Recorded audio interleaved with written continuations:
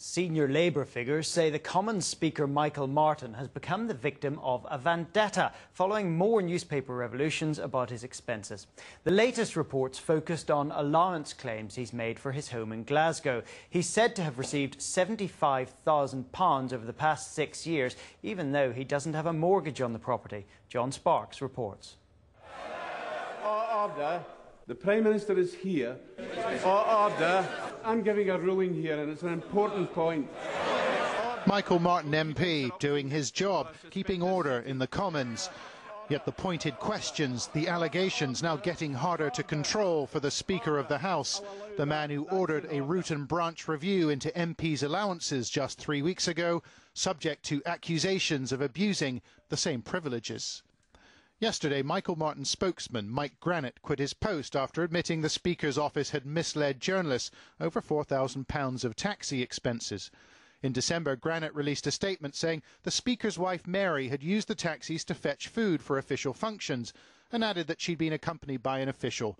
However, the official turned out to be her personal cleaner, and it's alleged that they were merely going on shopping trips. Mr Grannett did not blame Michael Martin personally, but said he didn't want to be associated with the lack of ethics in the Speaker's department. Ordinary members of the public see these allegations coming out and, OK, he hasn't broken the rules, but there's something wrong with the rules.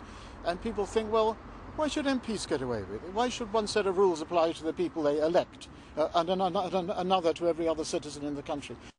The pressure has been mounting in recent weeks on Mr Martin MP. As Speaker, he's entitled to a spacious apartment free of charge in Westminster.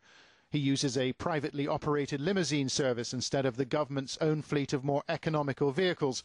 Some ministers and MPs do the same. Mr Martin has used air miles from taxpayer-funded flights to obtain 7 business-class flights for relatives.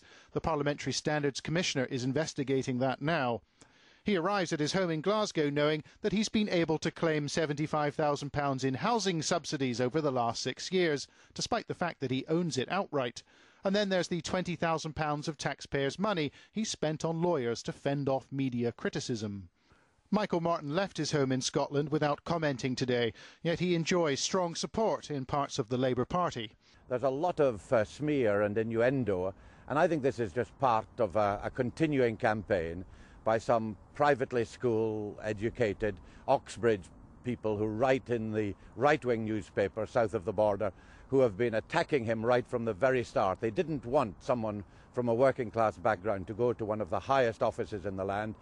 The former chairman of the independent parliamentary watchdog sees the matter differently. The very integrity of Parliament itself, he says, is at stake. I've argued very strongly that there should be a major review of MPs' expenses and allowances, and done by a body outside of the parliamentary system, because the Speaker himself has set up a group of 4 or 5 people to carry out a review, what he called a root and branch review, which clearly isn't going to satisfy the public that the issue's been dealt with properly.